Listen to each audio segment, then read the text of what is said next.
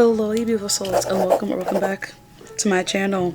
Welcome to another episode of Becoming Softer, my vlog series about pretty much what I'm doing to create my ideal soft life. Emphasis on my. And I'm filming this after the day is ended, but I wanted to showcase something that's very exciting that I got the opportunity to do, which was speak about me, speak about life with Tumi, my brand, my content creation in front of an audience. And that was because I was showcased at an event called We Are Women Mixer at Las Perras, which is a Latina owned cafe here in Houston. And it was organized by the Music Journal, which, fun fact, I know one of the people that created the Music Journal. Shout out my girl Lady, she is the bomb. We went to college together, worked at Coog Radio actually, and she had hit me up in the DM saying, hey, me and my partner at Music Journal, we're doing this event called We Are Women Mixer, and I would love for you to be showcased to talk about your content. Because she was like, it's better to, because let's say it's easier to show people what you do rather than just like talk about it. So I got to create this whole PowerPoint and this whole presentation to talk to people about me, my journey with content creation, who I am. So of course I brought my camera and I recorded everything. The event was so much fun, but I will stop talking now so that we can get into my presentation, my speaking engagement, and I will see you after.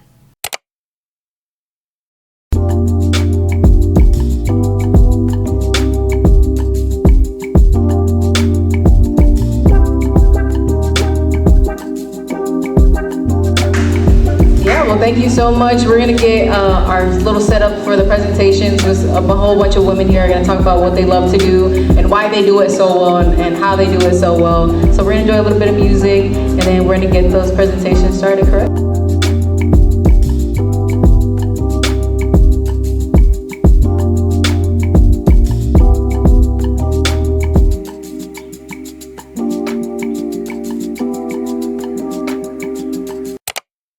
Amazing performances.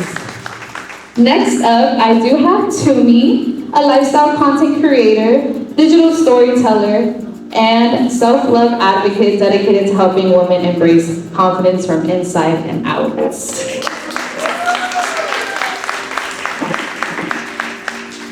Hello everyone, nice to meet y'all. So like I said, I am Tumi, and my content platform, I call it Life with Tumi because really it encapsulates not just a certain part of my life, but the entire part of it pretty much.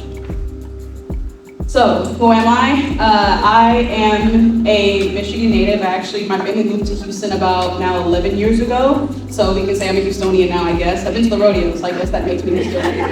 And I am 25 years old, and I create lifestyle, wellness, beauty, self-love, healing, mental health, public health content. I am in public health. I recently graduated in 2024 with my Bachelor of Science in Public Health, a minor in Medicine and Society. Thank you. And yeah, I use digital platforms like TikTok, Pinterest, YouTube, Instagram to document my life.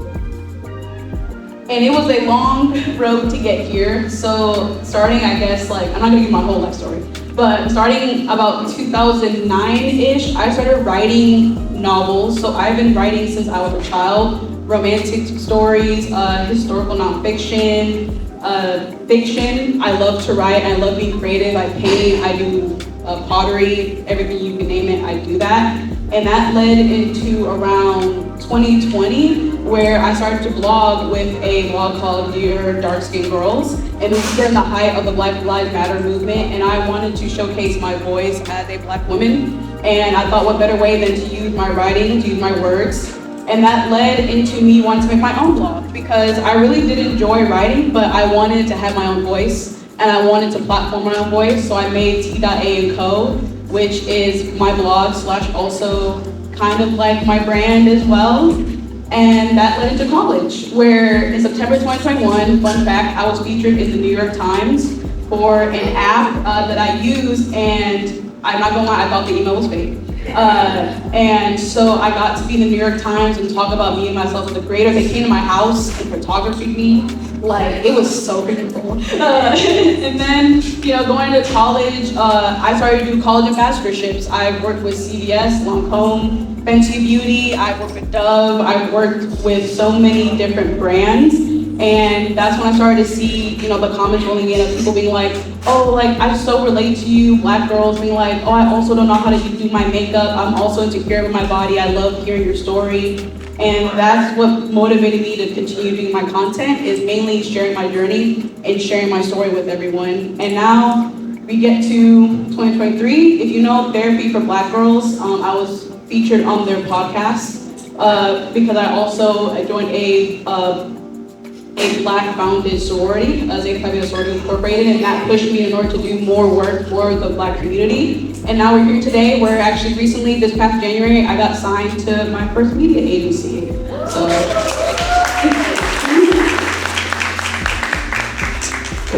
what are my niches? So as you can hear, I do a lot, but my main four is lifestyle. I capture my life as a post-grad, working in public health, a Black woman in America.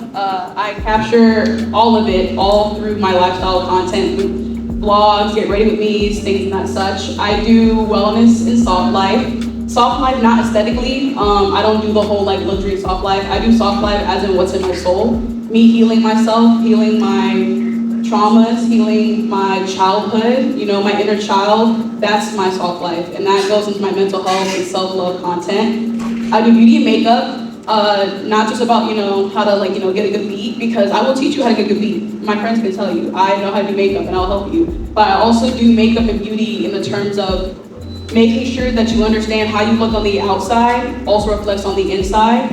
And your beauty is in the eye of the beholder is you. No one else should tell you what your beauty is, or what you look like isn't beautiful, because who's to say, and what makes their opinion about your beauty as important as yours, right? And then I do mid-size fashion. You can't tell under this flowy skirt, but I'm about a size 10, size 12. I've always been a chubby kid. I like to tell people I was born 10 pounds. I've always been chubby. So I like to create fashion mainly to let people know that how you look in your body should not determine what you wear. If you like to wear crop tops and shorts, if your personal style is emo, goth, urban, cottagecore, it should not matter the skin color, it should not matter your culture, it should not matter your weight as to how you express yourself through clothing. So that's what I express through my mid-size fashion content. Thank you. So, what is life with Tumi? It's pretty much storytelling, my vulnerability in real life. I do get vulnerable, I do cry on the internet, and I'm not ashamed. I am a crier. I'm a Pisces with Aries rising, Aries moon, Aries Venus. Yeah, I'm very emotional.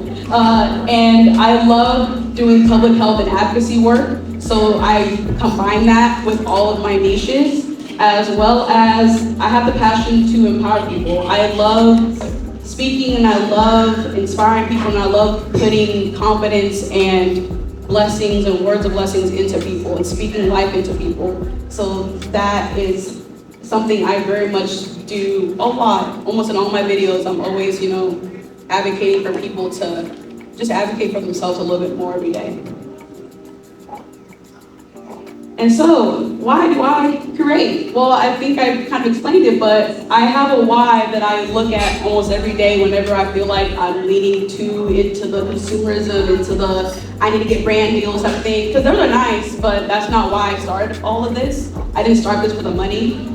My why stems from the motivation to create a safe space online where anyone can be their truest self, to share the knowledge I gain, hoping it motivates and inspires someone to grow into a better version of myself, of themselves, whatever it looks like to them. So whatever a better version of you looks like to you, that's what I strive to make you feel comfortable doing. So if you see me growing into myself, despite what society might think I should be, I hope that you look at yourself and you see, well, if Tumi is going against the grain, then maybe I can too, right? So yeah, what's next? My biggest dream, honestly, is to create a nonprofit from my content creation. Of course, that means to get wealthier enough to do that. But I would love for what I do to create almost kind kind of like we're doing right here, a safe space for people to come together, mainly BIPOC women, mainly women in lower incomes. As I said, I do work in public health. I work for Harris County Public Health in the outreach department. So, thank you. So I go around Houston and I talk to these community members. I talk to the homeless. I talk to the impoverished. I talk to the single moms, the teen moms. I talk to our neighbors who are scared of ICE. I see them right in their face. I help them get resources. I sign them up for SNAP. I sign them up for free mental health. That's what I do. And I'm hoping that my platform can become something tangible where I can create almost like a safe space for that, but physically, if that makes sense. So yeah, that's me. You can find me at Tumi_Adeju,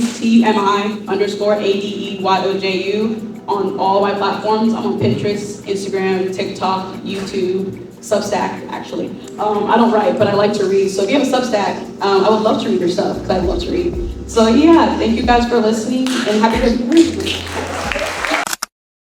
Wasn't that absolutely astounding? I still can't believe I actually did that. I'm so freaking proud of myself. There are not enough words that can describe what I've been going through lately when it comes to my content. And I feel like I go through this quite a lot, but this go around of negative feelings has been like the hardest to push through for some reason. After February and just having such a hard month with a lot of trials and tribulations, it was really hard to create. It was really hard to turn on the camera and to speak, to turn on the camera and to do my makeup, to vlog about anything in my life, because I just felt like, what's the point? I just started to feel like, what's the point of vlogging all this? What's the point of doing all this content? Because it just felt like no one cared, and it just felt like my voice and my content in the world was meaningless, and there was no worth, and I was getting frustrated because the things that I want to see come out of my content are not being shown. They're not coming out. They're not manifesting yet. And it's frustrating. I got into a lot of comparison, which I do that a lot, a bit too much, but I started falling into comparison quite a lot, which ended up me feeling less motivated to create. I would write down ideas. I have so many ideas in my Notion, but I have not filmed a single one. Some things were supposed to be filmed as a series for the entire month of March, and it is literally March 22nd, and I have not filmed a single thing. I have videos sitting in my drafts that I have not edited, that are from February or even from earlier March that I have not edited yet, because I have lost motivation to edit. I have lost motivation to create, and that is upsetting. That was really upsetting, because I do love creating. And recently I went back to my Notion and I went back to my why, and I read on my why. If you're a creative and you have not written down your why for why you do all of this, why you do art, painting, videography, whatever, if you're not written down your why, you should write down your why and go back to it in times like this where you feel at your lowest, where you feel at your most creative, burnt out. Go back to your why and read it, because it almost like re-energizes you all over again. I had to go back to my why, and I had to remember why I do what I do, why I create what I create, and why I started creating. And this past weekend, I went to 2 events. And there was another event that I went to for the Exquisite Hair Junkies. That one absolutely reminded me why I started creating, and it made me feel so energized and not feel so less than, because sometimes I can get wrapped up into the numbers and the metrics and the quantitative data and forget that that's not all that matters when it comes to creating content. It's not all about the numbers and the metrics. It's about the quality. It's about the tangible thing that you create and how it impacts people, how it inspires people. And the amount of people that came up to me today, and was just speaking words into me, saying that the words that I speak are words straight from God, that this is my calling, this is my purpose, this is my blessing, this is God's gift to me, and then I'm using it well, that I make beautiful content, I should keep making content, that I'm needed in this content creation space, that I'm so aspiring, and they love my vulnerability, they love my content. Like 15 people followed me today from this event. When I was done speaking, I opened my freaking phone and my Instagram had like probably the most followers it has seen in a day. And 15 may not be a lot, but to me that's a lot, because I've never been able to actually showcase my content like that. Usually I get asked speaking panels and like, you know, you have to share the mic, but to have a sole time 7 to 8 minutes of just me speaking about who I am, speaking about life with Tumi, speaking about my journey, and people clapping for me when I mentioned I have a bachelor's, people clapping for me when I mentioned that I got put on the New York Times, just uplifting me and just looking inspired. And as I'm speaking, they're nodding their head like yes, and they're pointing at me like yes, absolutely, I agree with that, like yes, that's me. Not to make myself feel like this like gave me so much like egotistical validation, but it didn't give me egotistical validation, it gave me purposeful validation. It is sometimes hard to continue doing something when you're only validating yourself. And I truly believe that you need to be your biggest cheerleader. But I also believe that sometimes you need to hear the claps. Sometimes you need to see other people cheering for you also, besides just yourself. Because it can feel really beat down and really upsetting when it feels like you're the only one clapping for yourself. Don't get me wrong. Don't get me wrong. I have a great community of people, like my friends, my family, that advocate for me, that root for me 24/7. I think it's just different when you have strangers rooting for you, and you have strangers telling you that your work is impactful. That weighs so much more than, I don't know, that weighs so much more than like, I don't know how to describe it. I don't know how to describe it. That just weighs a lot. That weighs a lot. And if I'm being really real, the main person today that I should feel so grateful towards and thankful towards, honestly, is God. Truly. I don't talk much about my religion on here because I'm not a Christian content creator. I keep that part of me very private because I believe that my relationship with God is very private, but I will always speak up and talk about how he has impacted me, and how sometimes, yes, faith is very hard to hold on to, and sometimes you get frustrated because you're like, you pray, but faith without work is dead. And sometimes we do need to walk by faith and not by sight. Not sometimes, all the time. We need to walk by faith and not by sight, and trust that God has got you. Your journey may not look like everyone else's, and that's because God is working in different ways in everyone else's lives.